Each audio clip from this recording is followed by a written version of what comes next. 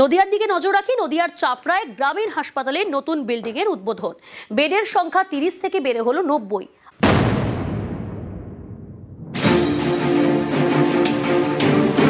গ্রামীণ হাসপাতালে তৈরি হয়েছে নতুন বিল্ডিং।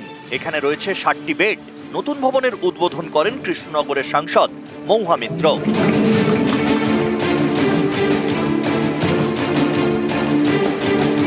নদিয়ার চাপড়া গ্রামীণ হাসপাতাল চাপড়া ব্লকের 13টি গ্রাম পঞ্চায়েত এলাকার বাসিন্দাদের বড় ভরসা। কিন্তু হাসপাতালে 30টি বেড। অভিযোগ, অনেক সময় রোগীদের পাঠিয়ে দেওয়া হয় কৃষ্ণনগর জেলা হাসপাতালে, প্রায় 20 কিলোমিটার দূরে। এতে রোগী এবং পরিজনদের ভোগান্তির এক শেষ। তাই গ্রামীণ হাসপাতালে বেডের সংখ্যা বাড়ানোর দাবি ছিল দীর্ঘদিনের। সেই মতো উদ্যোগ। সাংসদ তহবিল এবং চাপড়া পঞ্চায়েত সমিতির ফান্ড মিলিয়ে প্রায় 60 লক্ষ টাকা খরচে তৈরি হয় নতুন বিল্ডিং, যেখানে রয়েছে 60টি বেড।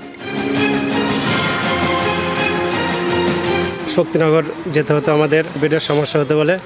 এখন সেই সমস্যাটা আশা করছি হবে না। এখানেই ট্রিটমেন্টগুলো হবে, আরও সব ল্যাব ট্যাব হচ্ছে, এর জন্য আমরা সব খুশি। একটা সেপারেট এমার্জেন্সি ওয়ার্ড, একটা আইসোলেশন ওয়ার্ড, ম্যাটারনিটি ওয়ার্ড, এগুলো আমরা করা হয়েছে। আগামী দিনে এই যে বিল্ডিংটা আছে, এখানে একটা ছোট ওটি করারও আমাদের পরিকল্পনা রয়েছে। আমরা আরও হোপফুলি পরিষেবা ভালো করতে পারবো, আর উন্নতি করতে পারবো। নদিয়া থেকে সমীর রুদ্র, নিউজ 18 বাংলা।